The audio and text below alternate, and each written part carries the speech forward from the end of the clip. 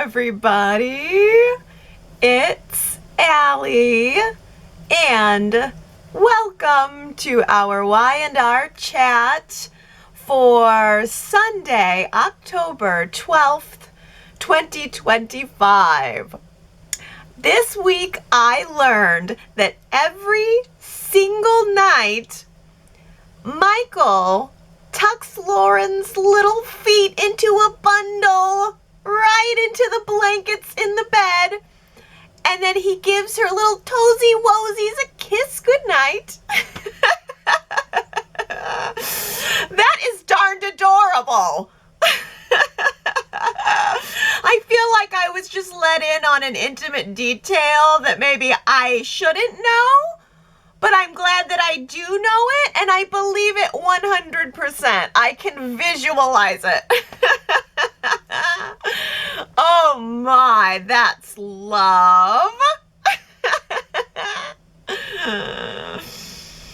Oh.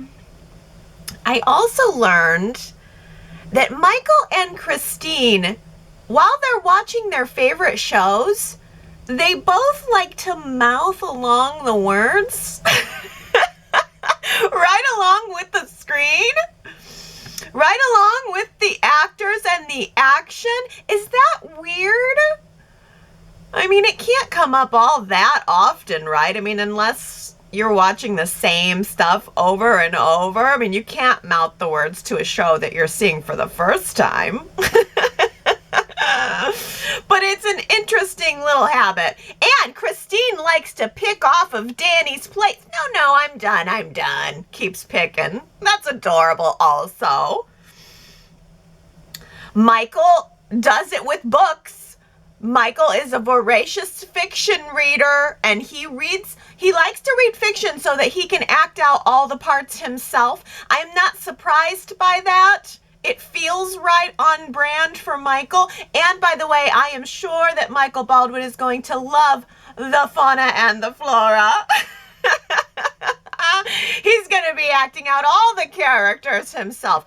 I just know it's going to be Michael's favorite book of 2025. I'll make sure to get him a copy ASAP. Wow. That was delightful. I mean, that whole episode was delightful. Y&R just keeps peppering in these little Danny and Christine magic moments, maybe just once a month. Just a sprinkling once a month. And then as soon as I get it, I'm like, oh, this is exactly what I needed. Just this little burst of happiness and joy. Because I'm not even kidding. I turned on Friday's episode and then stepped just out of the room just a touch, just slightly to the side. Pressed play because, you know, there's always commercials and stuff first. So I stepped to the side and I hear from just my little ways away Christine's voice. But I only heard it and I heard the voice and I said, is that Christine?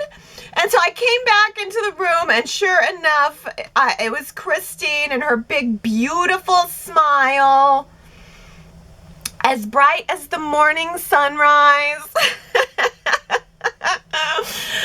Like Danny said that he wakes up every morning and he looks over at Christine and she is smiling, big as the morning sunrise. And I mean, I believe it, and it completely made my day.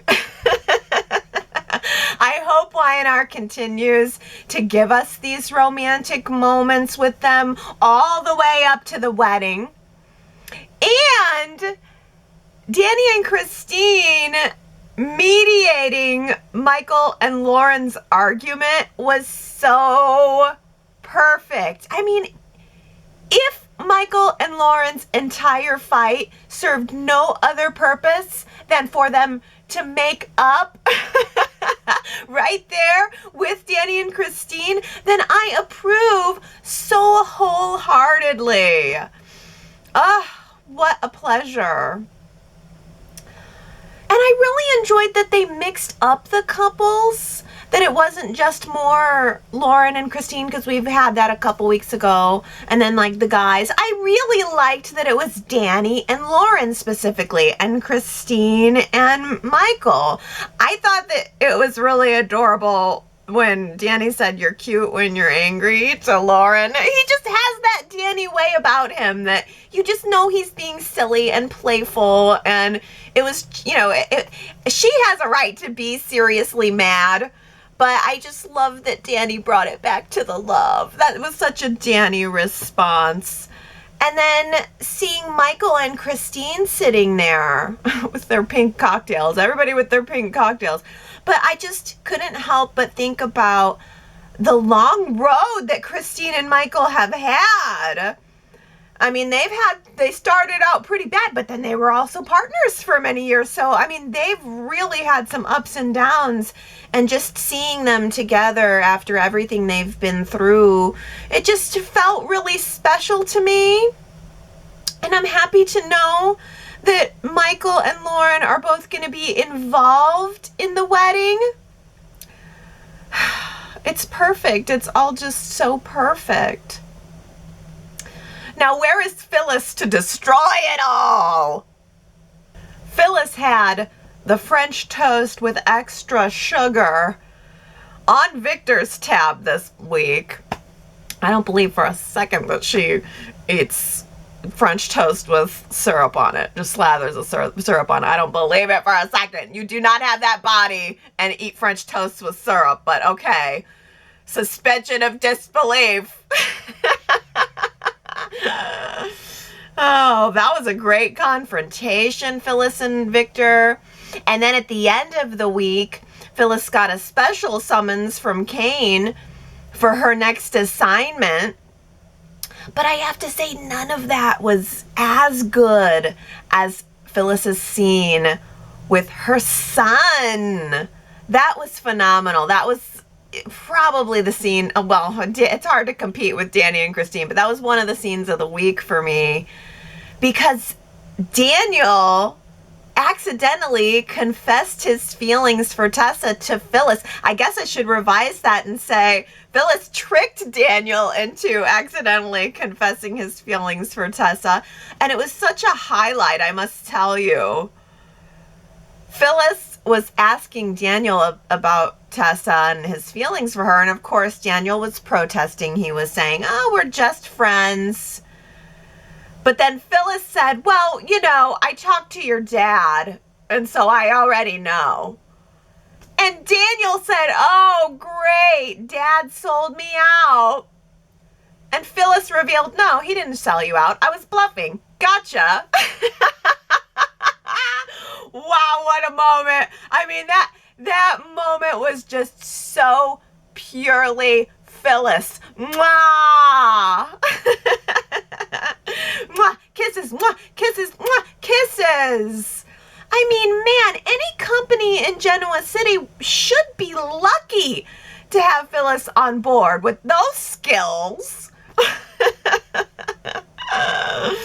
Oh, she's always bragging about her skills, and we don't always see it. But that moment right there, in a nutshell, was the brilliance of Phyllis. And it was also just so interesting to see Phyllis having the opposite opinion than Danny, because, I mean, Daniel's interested in Tessa. We all know it now. And Danny's reaction was very much like, well, you know, someday if things don't work out, then maybe you could be with her. I mean, it was such a Danny reaction. Always hopeful, always cheering on his son in the most positive of ways.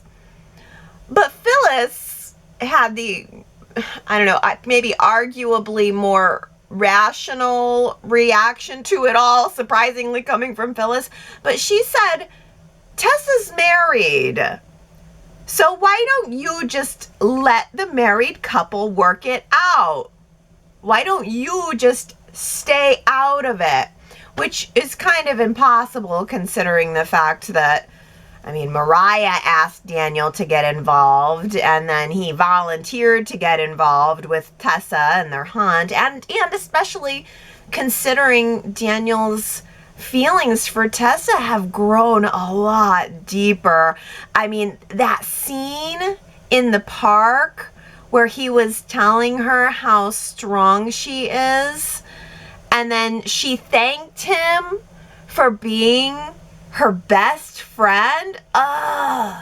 Friend zoned. And that's exactly what he should expect. But that moment really hit home for me because I realized that Daniel's feelings have gone so far past, oh, I'm attracted, to now he is officially deep in love. I mean, I saw it on his face when she hugged him. He's no longer just attracted. This is deeply in love with Tessa. And now Tessa has gone off to Boston to visit Mariah at the inpatient counseling facility. And I guess Tessa is planning to update Mariah on what she found out at the hotel, understanding that Mariah's potentially not going to be very happy about that.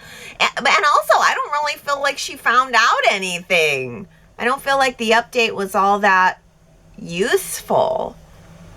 Tessa and Daniel reported that they talked to a bartender who just so happened to remember seeing Mariah and this guy getting along, seeming romantic, and then they both left. They both went up to the hotel room. I don't know how the bartender would know that, but they went up to the room, and then Tessa paired that information with what she already knew, which was that Mariah told her she had tried to kill somebody, and then ding ding, there you go.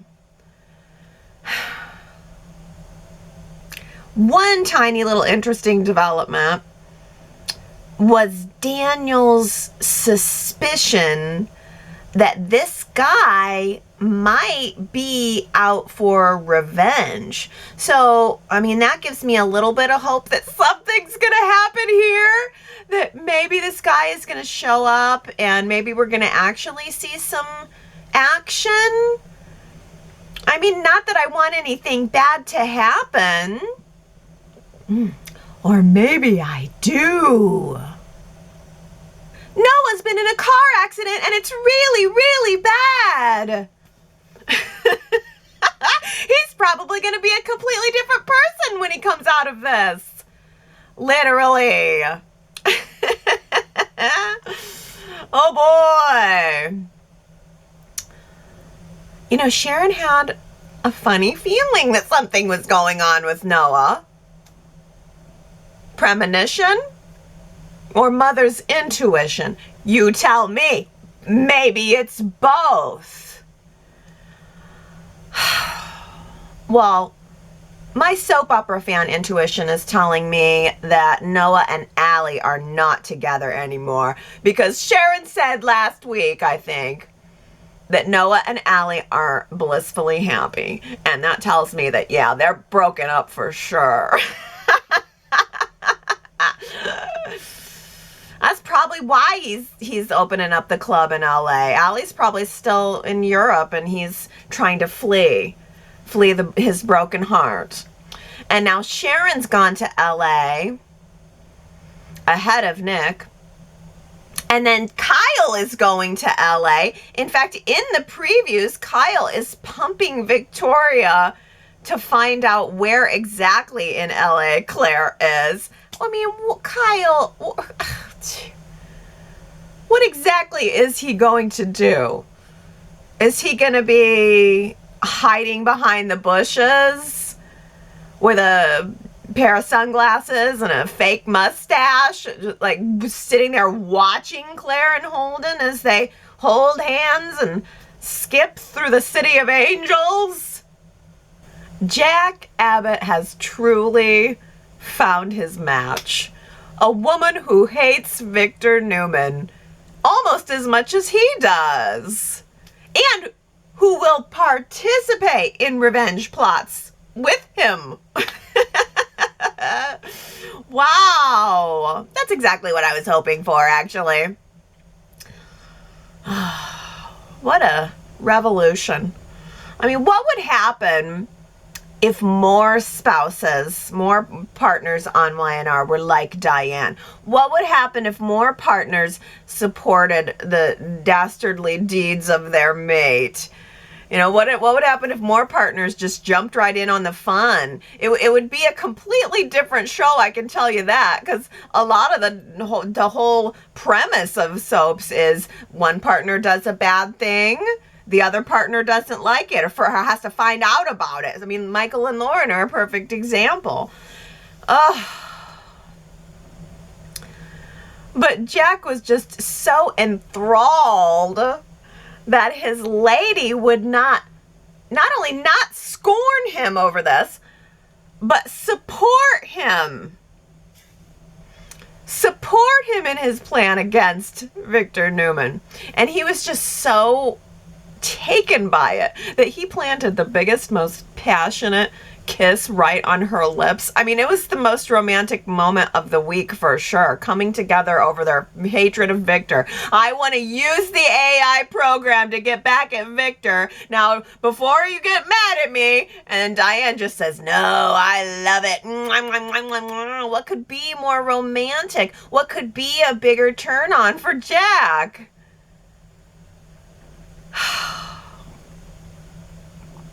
I don't know if it's going to work out quite the way they're planning it, though, because that kiss was predicated on the presumption that Kane is just going to hand over his AI super weapon to Jack. And I don't know that that's how it's going to go down. Jack, early in the week, paid a visit to Kane and said, hey, buddy, you know that AI super weapon you have? I mean, you know, you've got it, but you don't have to use it. And you don't have to give it to Billy. You could say, I don't know, give it to me? Trustworthy Jack Abbott? Old smiling Jack? You know, I wouldn't do anything nefarious with it. So just go ahead and hand it over to me and I'll take care of it all. I mean, Phyllis tried that and it didn't work, but it was much more entertaining watching Jack try to do it because it honestly had the tone of a hostage negotiator trying to negotiate the hostages out of the building. It was delicate. And you know, actually, I think that's a really apt comparison. Now that I think about it, that's actually really good because it does kind of feel like Kane is holding everyone hostage. He's holding everyone emotionally hostage. Certainly, everyone knows he has the weapon and they're just hoping he doesn't use it.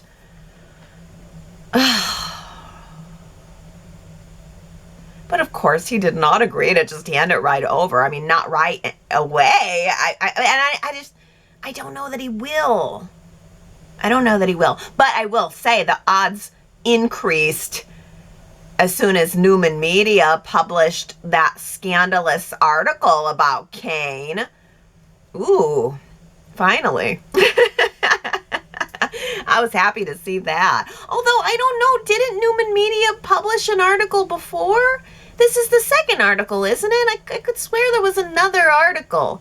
Maybe that one was about Colin? I don't know. This is the second Kane article, I think. But whatever. Technically, I think it's article number 2, but either way, whatever. Fly, my pretties! Said Adam. Adorable. The Wicked Witch of the Web. That's what I'm going to start calling him. Oh, it was so nice to see Adam doing something fun. And he had a lot of good lines when Kane showed up to complain about it. I mean, Adam's such a good character. He's got such sarcasm and such spunk.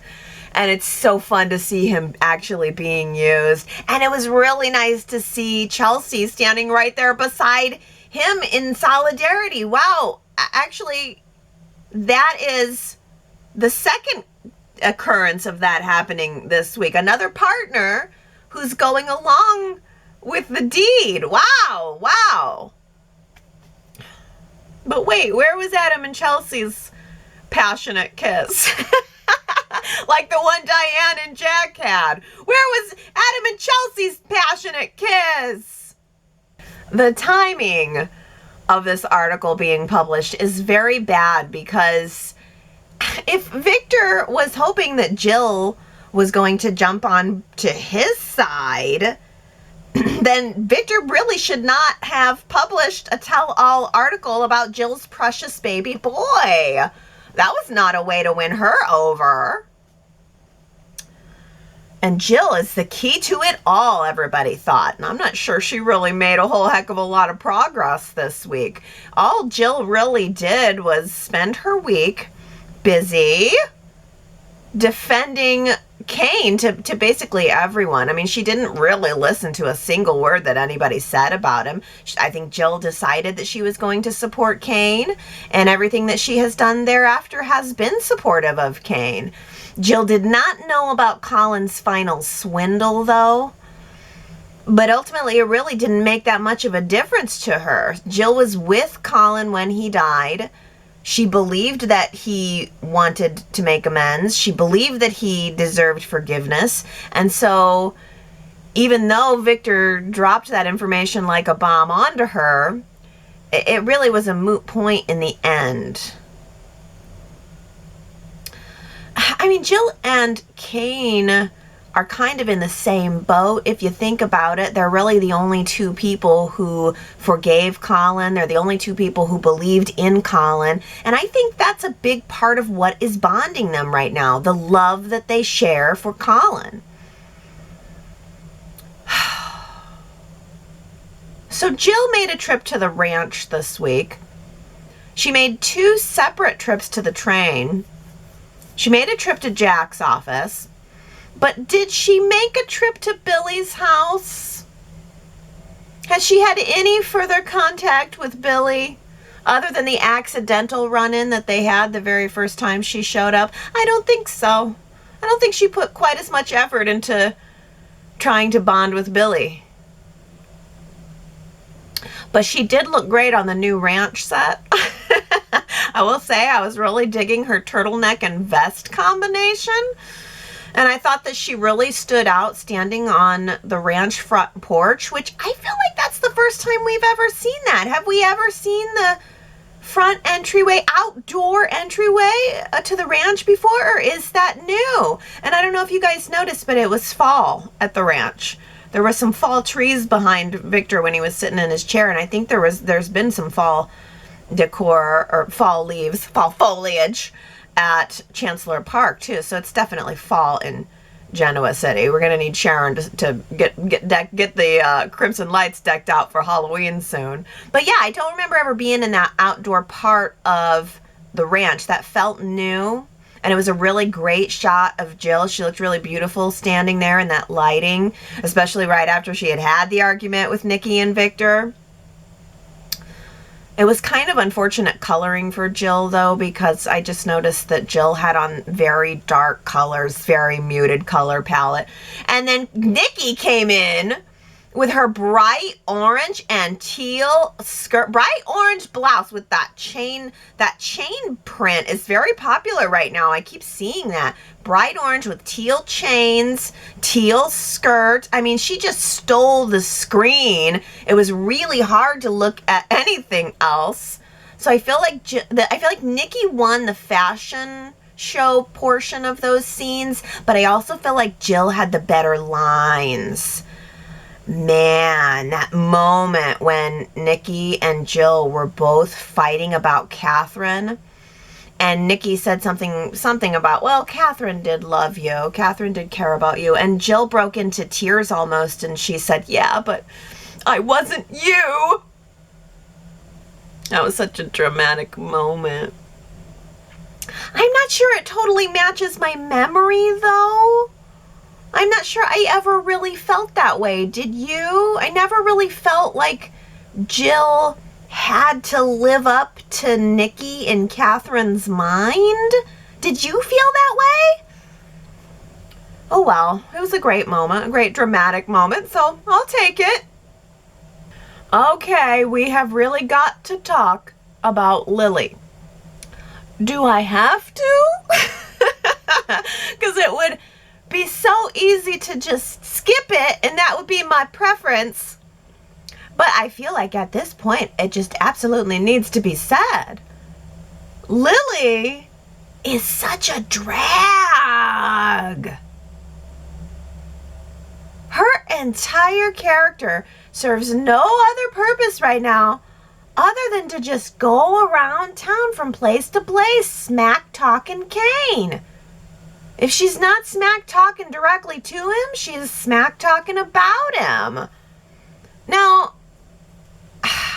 here's the thing. I don't think Lily's wrong to feel the way she feels. She can feel like Kane has been deceitful. That's fine.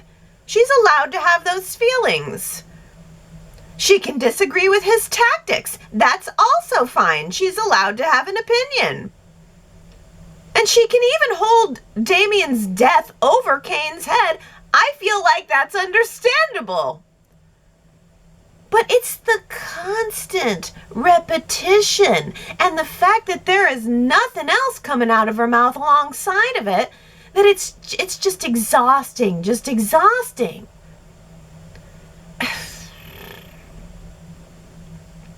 If she is so over Kane, then why doesn't she just tell the kids, I'm done. He's your father. You're adults. Your relationship with him is your relationship. If you want to forgive him. If you don't.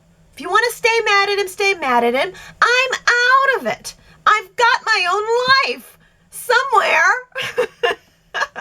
Somewhere out there I've got my own life. But instead, all she does is walk into every single scene with her big old bag and just throws cold water all over everything. I mean, what is going on here? If there was some hint of a romantic undertone, like a I really am still in love with him kind of vibe, then maybe I could get down with it, but I don't sense that at all. I think it's time for Lily to ditch the big old bag and ditch the attitude. Hey, bro, are you a threat? That's our quote for the week. Hey, bro, are you a threat? I don't know. I just love a good bro. Do you know who said that? Hey, bro, are you a threat? If so, you should go to yrchat.com and find out if you're right. I have a birthday this week. Special happy birthday to Glenda. Glenda, where are you? Come tell us what you're doing for your birthday. I hope you have a beautiful one. Well, let's get down to some comments. Gary says, the outcome of the Baldwin-Fenmore fracas was pretty charming with the right refreshing couples over the usual. If Cricket and Danny have play on the show after the wedding, a tight friendship with Michael and Lauren would give them family and would please the audience. The happy foursome. I like that, and I think it's true. More of the happy foursome. That's what I want to see after the wedding is all calmed down. More of the happy foursome. Ooh, and you know what? Daisy sent me a message this week about Michael Damien's Christmas album. I don't get the impression it's a new album. I'm not sure if it is or not, actually. I should go check that. I just didn't know he had a Christmas album. But, oh, and I did look, and it is on Apple and Spotify. So that means it's probably on YouTube too. So, ooh, I do love Christmas music, not gonna lie. I do enjoy. I didn't used to, but as I've gotten older, I really enjoy Christmas music. So, ooh, I'm definitely gonna check out Michael Damien's Christmas album. Thank you, Daisy, for telling me that. Ooh, yes. Okay, let's talk about Jack, because Russell says Jack loved it when Diane said she was on board with his revenge plan. He was hesitant to tell her, but then she said, hell yes. And Jack really felt something.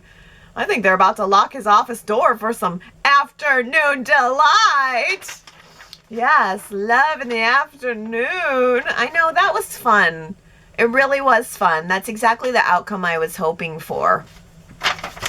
Oh, Gary also says in the previews, Claire is all done up like a character out of the Valley of the Dolls, as she dines with Holden at Baroni's restaurant with their fancy leather booths. No pineapple on the pizza. Valley of the Dolls. That's a good movie. Have you seen Beyond the Valley of the Dolls? That's a weird one. They're both weird, but in different ways. But I love the reference, and I can completely see it. She did have kind of a 60s sort of makeup and hair vibes going on. Sparkle, Neely, sparkle. Sharon W. says, as Sharon cried out in next week's previews, Noah has been seriously injured in the car accident. Will the new Noah only end up getting screen time with a fully bandaged face? This will definitely draw Nick and Sharon together, but not in the best possible way. Oh, Sharon W., first of all, the crisis that draws the couple, the child crisis that draws the couple together, nailed it. But second of all, oh my goodness, we have not had a good bandaged face reveal in a long time. Is there any chance that Y&R is going to do a bandaged face reveal? That's really good. When was the last time we did that? And maybe, I think it might have been Adam. Ooh, good stuff. I hope that's the direction, a bandaged face reveal. Oh, last week I asked you guys, are you rooting for Nate and Audra to have a romantic reunion? 70% of you said no. Not rooting for them. Minority goes to yes, 30%. Naomi voted yes, with the condition that Nate will be written differently. If he had a little more edginess, I'd be interested in seeing them together again. He was not a Boy Scout when he and Elena had fun at the free clinic that they ran together. Now that Nate is so perfect, he doesn't match up that well with Audra. She deserves a guy that accepts her as she is, because she's not likely to change. Yeah, that may be true. Maybe Nate does need a little bit more of an edge. Connie also voted yes, yes, yes to Nate and Audra, saying, I love the Amy, Nate, Audra family unit, and I don't want it to end. However, I'm resolved to be disappointed because the writing wizards are going to prioritize her sex appeal as the Wicked Witch instead of softening her heart to be more like the Good Witch. I'm hopeful that Amy and Audra will remain close, and Amy will be a guiding light as a motherly influence. That's interesting, the Wicked Witch, or the Good Witch and Dark, because didn't she start out the week in her white witch outfit, and then she switched to black? I think it was white, stark white, and then black. So that's kind of interesting styling for her character. You never know which one you're gonna get. Well, Sue W. says no to Nate and Audra's reunion. However, I could enjoy a yes if it was short-lived and culminated in a second, even more dramatic Audra crash and burn. It would be so soapy, but it would need to be quick. It would get too tiresome dragging out the inevitable. Tony says, I voted no. I didn't mind Audra and Nate, but they weren't anything exciting together. Maybe Audra can get with the new Noah. Yeah, I think that's a really good prediction. Marianne V says, Audra will never change. She isn't right for Nate, so I voted no. Nate should get involved with Victoria. Ooh, Marianne V also says, some fans are saying that Audra gets killed and it will be a whodunit with Roger Howarth coming on to play a cop. Guess he takes Chance's place as top cop of GC. Wow. Oh my goodness, you guys. Is Audra gonna be killed off in a whodunit? Could be Crazy Claire. Could be. I mean, Kyle has been threatening Audra a whole lot lately. Ooh, I think that's a really good possibility.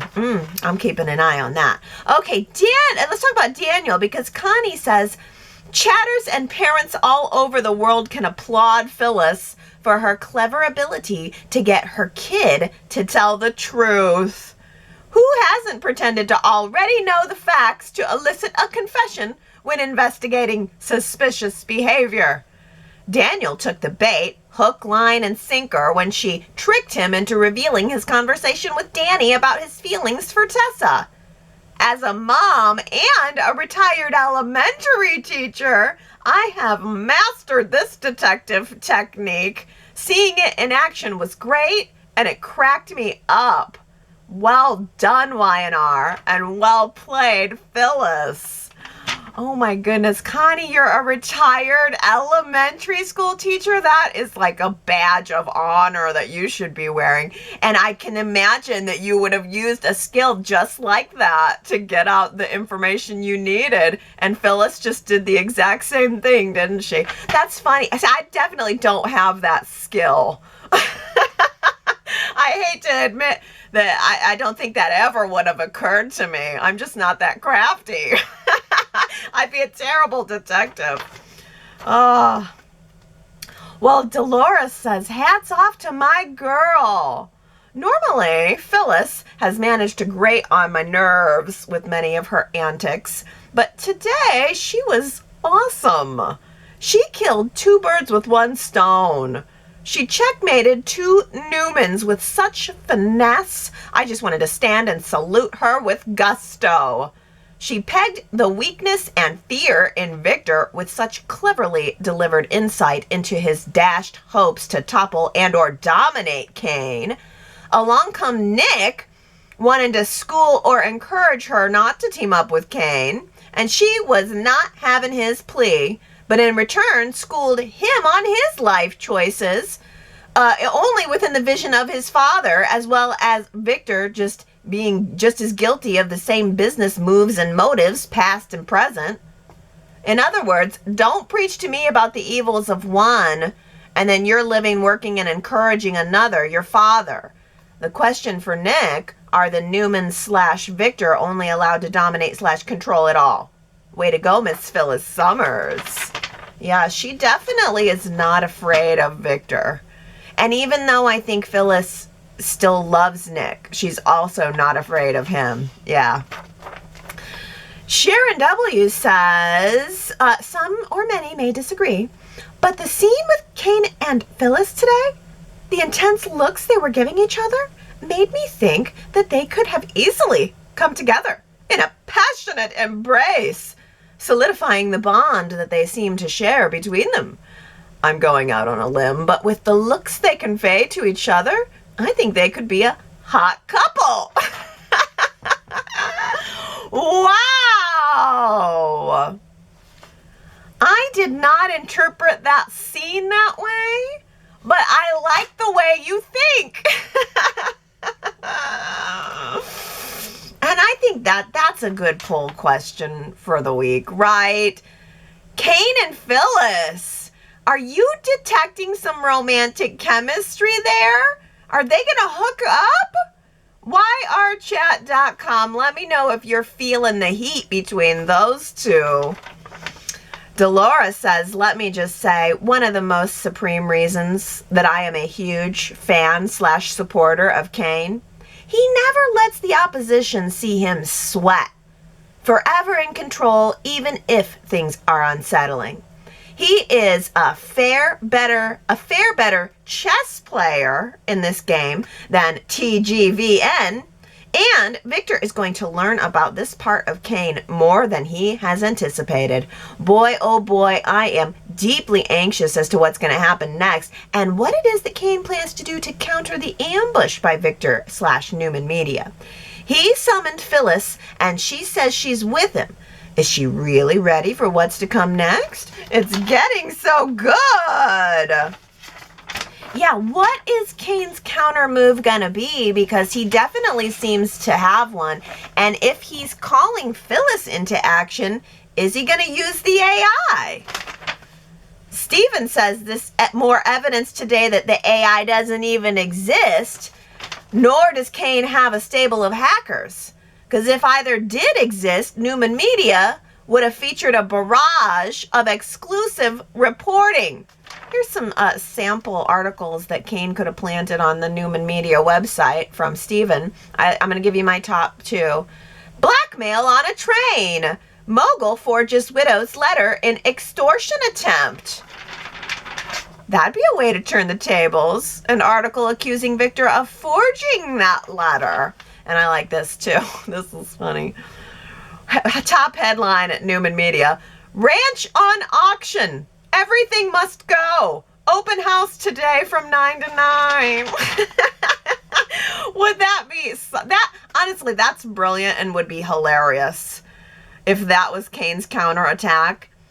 A well-placed hacked article on Newman Media that the ranch is on sale, and then the floods of Genoa City normies show up on that beautiful new ranch front porch, hoping that they can get in on the estate sale. Oh, what fresh hell would that be? Oh, I think this next, I'm almost 100% sure this next comment comes from Victoria, but I didn't write down the name, so shame on me, but I think it was Victoria who says, okay, Y&R, please stop telling us what happened. Good writers show what happened with actions and subtext. You have told us how Kane has this all-powerful AI software, but you have not shown us a test of its power. You've told us what Tessa and Daniel found out about Mariah's dilemma, but we didn't see anything to draw our own conclusions. Please have someone do something on screen. I should be concerned that Genoa City will never be the same again after Kane invades its inner depths with his AI poison, but I'm not holding my breath that anything will happen. But by the way, thanks for showing us the on-screen Christine wedding dress choices. I know it's not all talk, but less is more. Oh, you know, that is, Y&R has nailed everything with Christine and Danny, in my opinion. But you know, I agree. I need some more action on this screen, and I agree with you wholeheartedly about both of these stories being kind of dragged out with not a lot of, you know, nothing I can really see to latch onto. I don't feel afraid of Kane's AI superpower.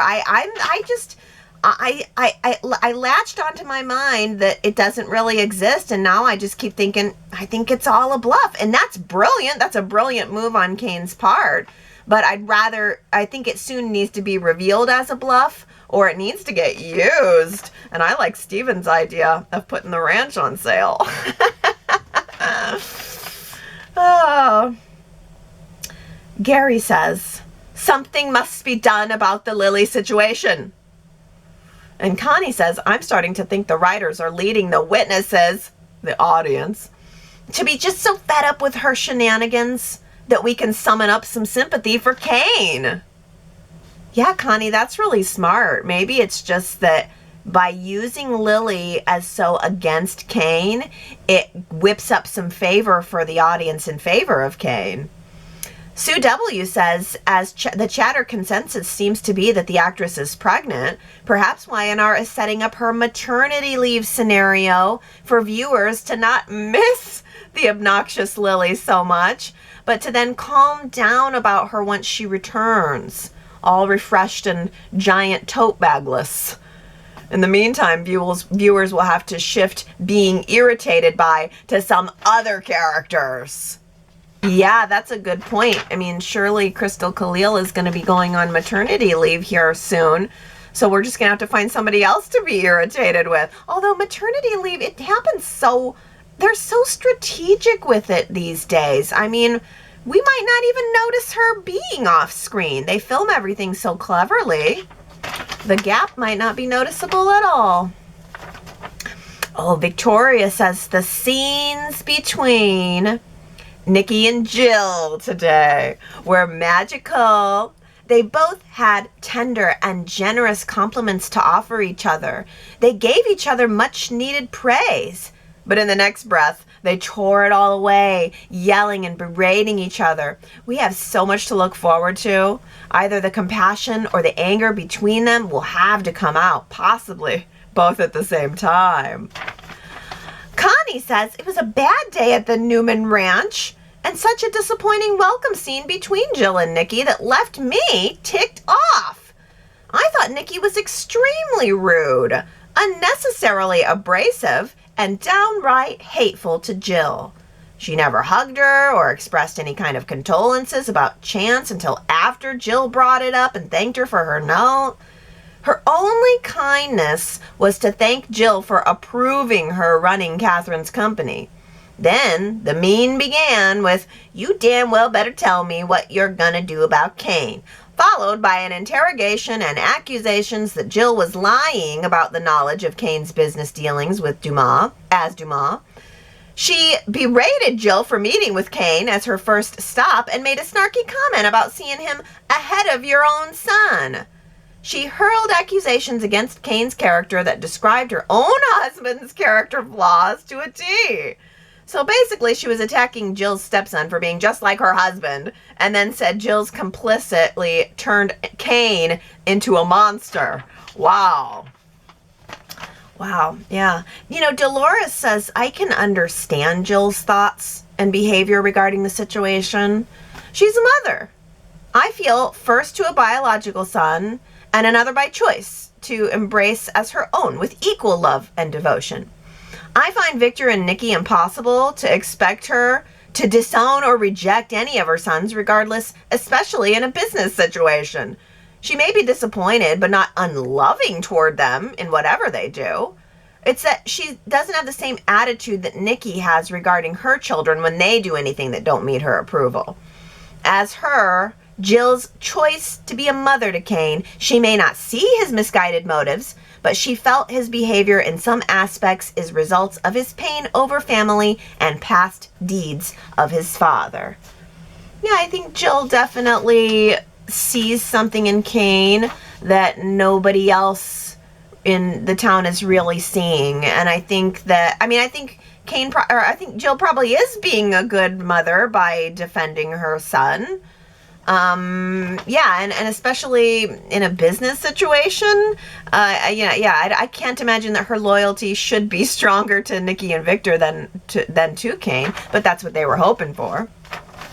Either way, Russell says, I hope Jill comes back on a more permanent basis. Maybe Jess Walton is ready to.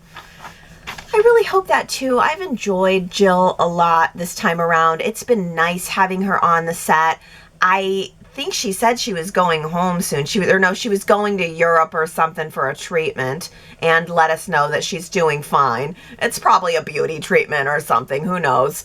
But she's doing okay, but she is, it sounds like, going to be leaving town, which is sad because I really have enjoyed seeing her. Although Naomi says she needed a better outfit. It wasn't a bad outfit, I don't think, on its own. It's just that when standing next to Nikki's vibrance, it was difficult to, if my eyes went to Nikki. But in other fashion notes, Russell and Dolores both appreciated Kane's jeans and gray hoodie look. Yes, very cozy for those chilly nights on the train. And Gary notes that it is life-affirming when fall comes again, and someone like Chelsea appears in a dress with leaves and acorns all over it. Color? Tan. Oh, I'm so glad you mentioned this, Gary, because I've been thinking all week about how much I am looking forward to Chelsea's fall wardrobe. She never disappoints in brown. Thank you again, everyone, for all of your wonderful comments and questions about the fauna and the flora, my book. I am just overwhelmed This is by far the biggest and most creative project that I have ever taken on in my entire life. And I forgot to mention last week that it's not been released yet. So here you're seeing this beautiful book and this beautiful cover, but it's not out yet because, okay, here's the scoop. I also recorded an audiobook for this. So this is going to be a physical paperback book, which I have to say feels really good in my hands. It's going to be an ebook, which you can download to your Kindle, and it's the audiobook. And submitting all three of these things into Amazon's system, they don't all happen at once.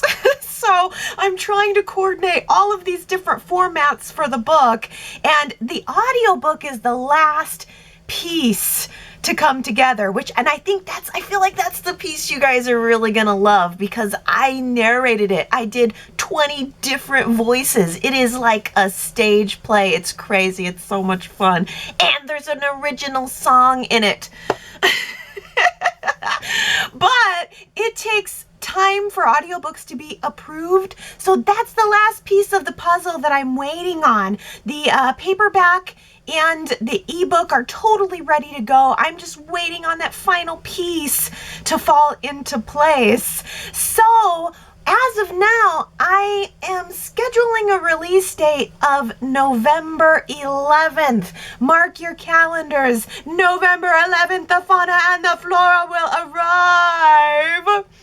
But if the audiobook gets approved before then, I might bump it up a couple of weeks. Hopefully it won't be after then. I don't think so. But if the stars align, the soap opera stars align, and Amazon approves the audiobook early, then it'll be available a little bit early. And that's what I'm keeping my fingers crossed for.